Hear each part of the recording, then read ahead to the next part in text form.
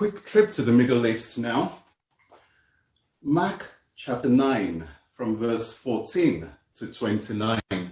That's Mark chapter 9 from verse 14 to 29. When they came to the other disciples, they saw a large crowd around them and the teachers of the law arguing with them. As soon as all the people saw Jesus, they were overwhelmed with wonder and they ran to greet him. "What are you arguing with them about?" he asked.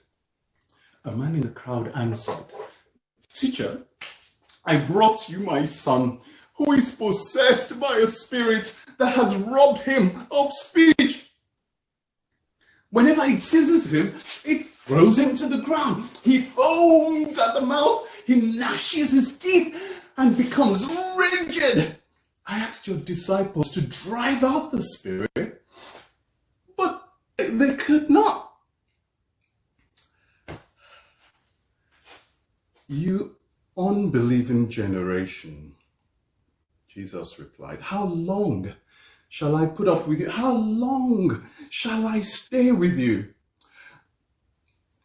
Bring the boy to me." So they brought him. When the spirit saw Jesus, it immediately threw the boy into a convulsion. He fell to the ground and he rolled around, foaming at the mouth. Jesus asked the boy's father, How long has it been like this?" "From childhood," he answered. "It has often thrown him into the fire or the water to kill him. But if you can do anything,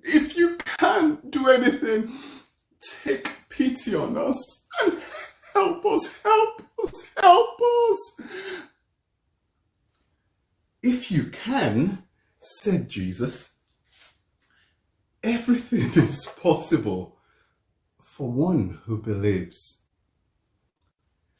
Immediately the boy's father exclaimed, "I do believe.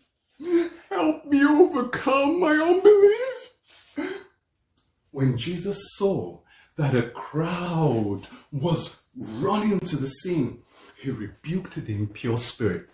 "You deaf and mute spirit," he said, "I command you, come out of him and never enter him again."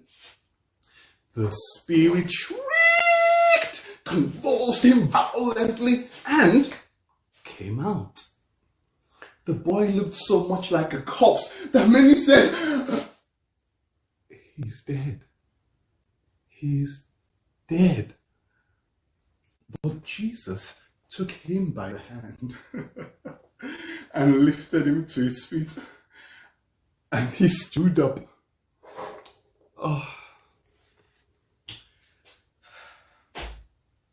After Jesus had gone indoors, his disciples asked him privately, "Why couldn't we drive it out?" He replied, "This kind can only come out by prayer and fasting." Amen.